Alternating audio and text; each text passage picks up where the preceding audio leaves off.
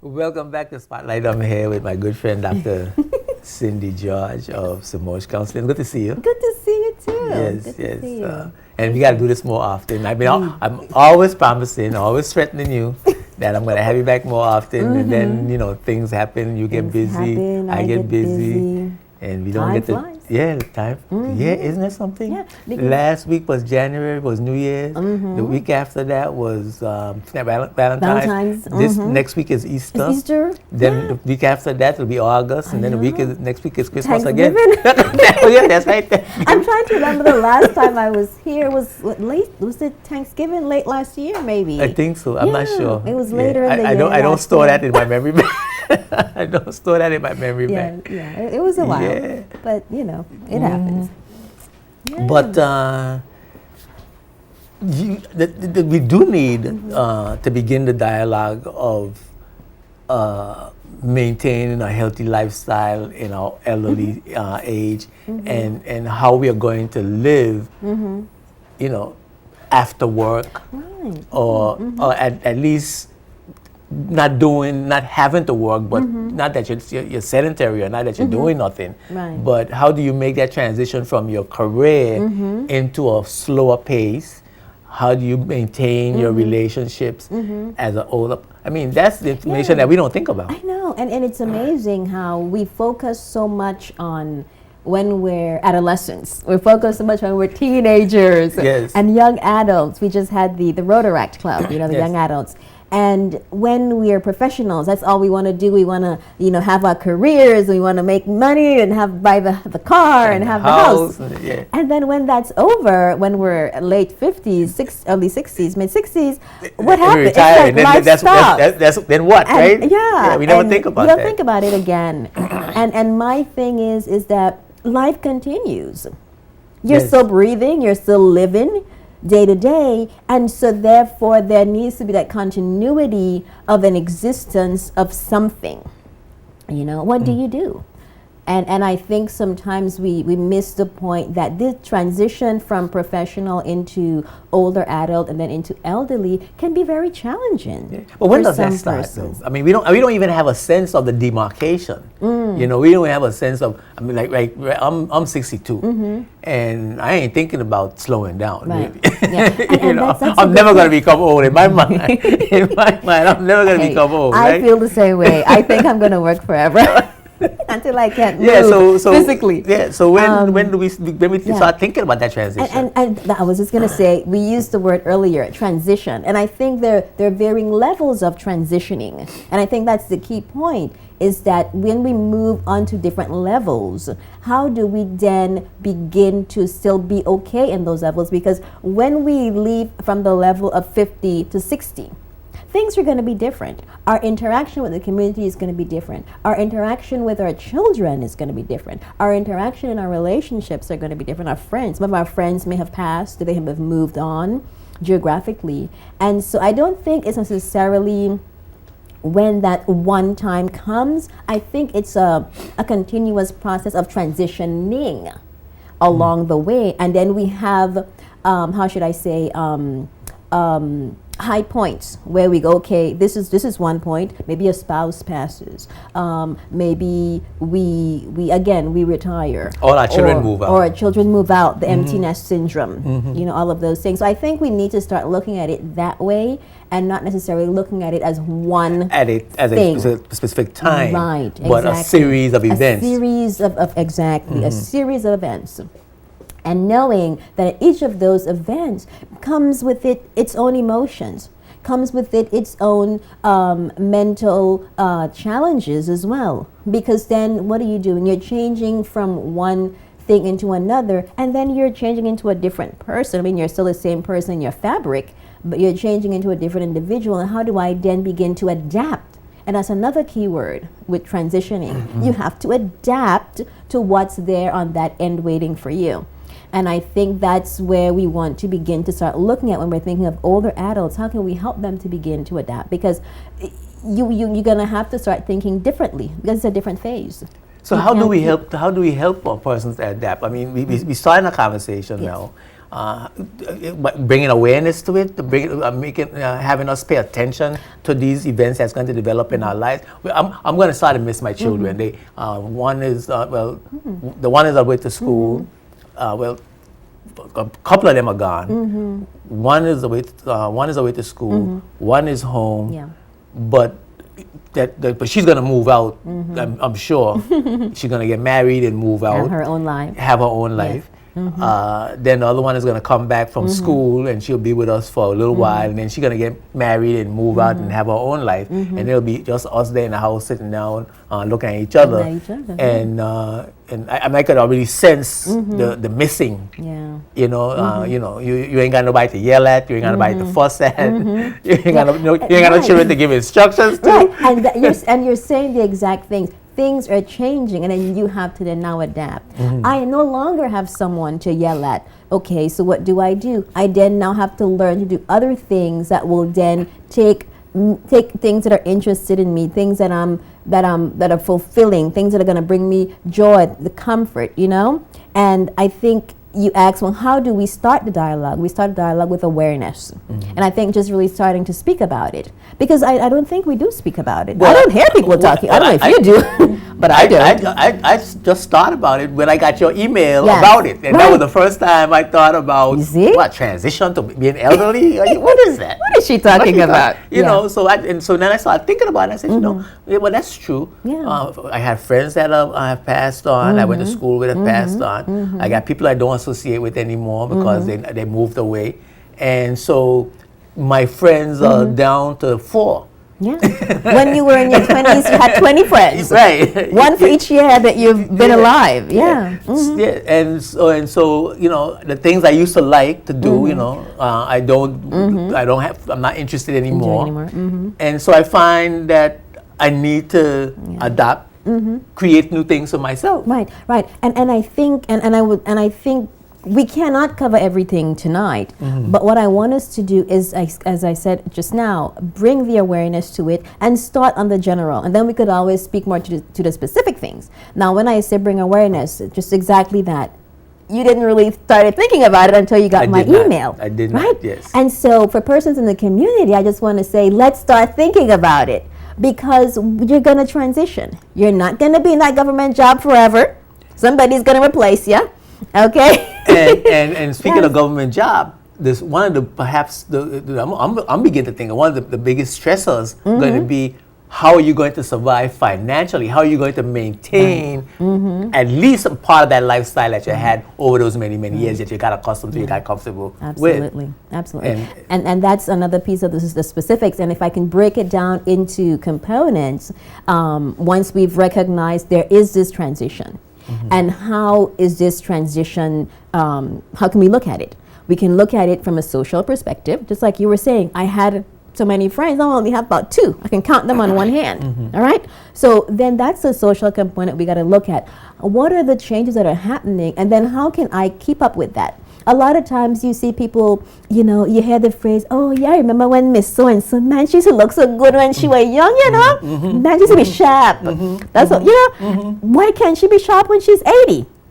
That's true. Why can't she be sharp when she's 80? You feel like you don't have to be sharp anymore. Right. And and we don't think about that. It. And we just allow it to just kind of go down, and then that's accepted. Now, don't get me wrong, I'm not saying that everybody has to be at a certain level, but I'm saying if you're not happy at that point, do something about it. Yeah. It doesn't have to be the norm. And then, of course, there's maintaining your health. Then the other piece now, of course, yes, the physical maintenance of your health. Make sure you're eating the proper diet, you're getting proper rest, proper exercise, all of those things, The mental fulfillment. The mental piece, and then the psychological, emotional piece. Relationships, I know, is something we always love to talk about, because relationships connect to everything. I mean, it connects to everything. And so the relationship with people in our lives, not just our spouse, our neighbors, our children, our grandchildren, our in-laws. How are those things going to be moving? So those are the components: the social, the mental, the physical, and those intimate, the personal relationships. And I think, once we begin to start teasing them out on those levels and start to look at them, we can begin to make a lot of sense about it and say, okay, how can I still feel great when I'm 75 like I did when I was 40 or 50? Because you can. Yes, I know you can. Yes, I know you can. You surely can. And if you're thinking about it, and if you're aware of it, then you can start preparing yourself for it. I mean, I say to myself things, for example, that, okay, I can't eat the things that I used to eat when I was younger. I could sense certain things not happening to my body when I eat sugar, for example. If I eat anything sweet, I see something happen. I feel something happen in my body. I can no longer eat that level of sweet. Right? I know I need to drink more water, and I know I need to exercise. Right? I feel the weight coming on. It's easy to put on. It's difficult to take off. Then my clothes don't fit me. I feel funny. I look funny. My self-esteem is affected, and so I know I need to exercise. So I'm right now as you speak, not being aware of it, have been making that transition. Right, and then in that awareness component, now you said something so important: the education piece. Yes. Right, because I told you I was off island and I was doing a presentation and I was saying to my attendees, we cannot make a change if we don't understand what needs to be changed. Yes. How can I tell you to change something if I'm presenting something to you if I don't tell you what it is we need to change? And that's why I said, this conversation tonight is just really the beginning. And then I'll come back, I'll come back and visit you again and we'll get more in depth with it in part 2. But now is just really understanding it. And like we're saying, awareness and then education. Education about what? Just like you were saying. Knowing that I can't eat certain things, knowing that my body is changing, my metabolism has slowed down, right? Yes. Knowing that, when I don't have a companion, I'm going to feel lonely. Come on, you're only human. Yes, yes. But we I guess we glance over the companion, the relationship, the intimate relationship part, because we're trying to get in as much about the generals as we can. But I want us to focus a little bit more on that, because if you have a companion that over the years of your life you sort of like, for lack of a better word, squandered that relationship. That's a good word. And what I mean by that is that you didn't develop that friendship. You didn't develop it. You didn't nourish it. You didn't water it. You didn't put the plant food and all that good stuff. There, right? And now here you are. The children gone, so the children used to be a distraction because you didn't have to deal with your spouse as much, because you had to deal with the children. You had to worry about their education, you had to worry about whether their social life and whether they okay or not. So now the heritage, So now here it is, you at your waning years, and it's just the two of you. Yeah, just looking at each other. Yeah. And all the times that you didn't talk to each other, and you didn't have that communication going. I suspect, and it's not going to happen to me, but imagining it, I suspect that would be a very difficult thing to reestablish. Oh, definitely. And I think, I'm glad we started on this, because this is something that I'm going to say it, I might get in trouble for it, but it's part of our culture. I think it's part of our culture where we accept that. At least from my observations anyway, and from, clients and so forth. We accept the fact that, okay, because the kids are gone and it's just me and you just kind of, you come home, you grunt morning, you grunt good evening, and you don't sit in front of TV, right, exactly. Or you go into your own corner, and she go into her own corner, and and then what you see two individuals that are just roommates. No intimacy. There's no intimacy. And of course, when we say intimacy, again, in our culture, everyone goes to the thought, sex. Right. But when we speak of intimacy, there's emotional intimacy, there's mental intimacy. It just does not necessarily have to be physical. You know, and so someone I you think can laugh with, someone someone you can tell a laugh joke with, to, tell someone a you joke could with, play something, be playful with. watch television together, go out to dinner together. Yeah, exactly. You can enjoy the remaining aspects of whatever it is your life become after that point. Right. And we were talking about maintaining that healthy lifestyle, and research has shown this. Those are the key things that help you to keep a good, healthy life. Just being happy, being content with the person in your presence. Yes. You know, and I think sometimes we miss that point, and again we have the roommate syndrome, and you know there's not that intimacy. Again, I'm not talking sex, but of course that's always good to have. Yeah. Come on, but we're talking the mental, we're talking the Seriously, it's emotional. always good to have. Dr. George said that. Listen, Hey. I mean, at that age, I think you got to be able to do something. You know, I can't say if you can move. at that age. God bless you, right? God bless you. Yeah. God bless you. But the hugs and the kisses, and the feeling of closeness. And just feeling of closeness, Yes. and having someone to share your day-to-day life with. Yes. That again is going to lessen any kind of stress, it's going to lessen any kind of sadness, and those are the things that keep you alive, that keep you healthy. You know, and it's so important. So let's look at, I don't know, are there steps, you know,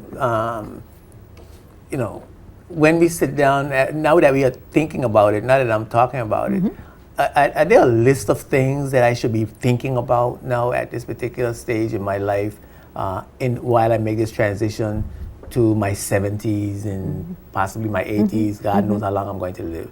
But what are some of the things I need to be thinking about right now, or persons my age or persons going through the transition need to be thinking about? Yeah. And before I answer that question, I just want to say, I'm not saying this that you could, I don't want you to obsess on it, or I don't want you to fixate on it. I just want you to begin to start thinking about it and start making, and I love what you said, plan of action. Yes. Because if you have a plan of action, that will help you as you go through. Remember, we said it's just not something that's going to come. It's a different transitions here and there, movements here and there. And I think definitely the steps are, number one, just really beginning to know who you are now. What do I like now? What makes me happy now? Okay, and going back to those pieces, the social piece, the social components, what makes you happy psychologically, mentally, the physical things, okay, and just start putting those things in your life into perspective of the now, okay, and is it realistic now? 10 years from now, can I begin to do these things? And I think just begin to start making a plan of action. You know, yeah, like you said, you know, your kids are not going to be there 5-10 years from now. Let me begin to start seeing, okay, maybe when the kids are gone, what are me and my spouse going to be doing? We might start traveling. Yes. Okay, this might be something I might want to do, or maybe I might want to even start a little business, something not necessarily to get any revenue, but something to keep me busy, keep me going. Right? So my suggestion is we start thinking like that. And again, I'm not saying to fixate, and even if you think of it now, it doesn't mean that you won't make tweaks along the way. Right, when these things do come up, but the point is to begin to start thinking about it, because you don't want to wait until it's upon you to then begin to, oh my God, what am I going to do now? The kids are gone. You know, what's going to happen? And so again, in those different components, the social, the psychological, the physical, and just start planning your future. The financial. The financial, of course, yes, the financial, you know, and do some really good financial planning. So you don't have to worry about that. Culturally, I find that we have a mindset that at certain ages, we do certain things. You know, like I think there's a verse in the Bible. Let's see, as a child, you think like a child. Oh, when I was a child, I thought like a child. Act like a now child. I'm an adult. But now that I'm an adult, I put away childish things. Yes. Right? And coming out of that, that verse is the view that as adults, there are certain things you should and should not do. And then you get the social pressure if you break that rule. You know, and you start thinking, well, you know, I'm old now, so I shouldn't be dancing. Yes, yes, yes. You know what I'm saying? I shouldn't be seen at the club Right, having a good right. time because Shaking my leg. shaking my leg because I'm old, you know, and I shouldn't be out to dinner so much. I shouldn't have more than 2 glasses of wine. Right, I shouldn't wear sexy looking clothes. You know, I shouldn't be attractive anymore. You know, I don't have to. I no longer have to be properly groomed.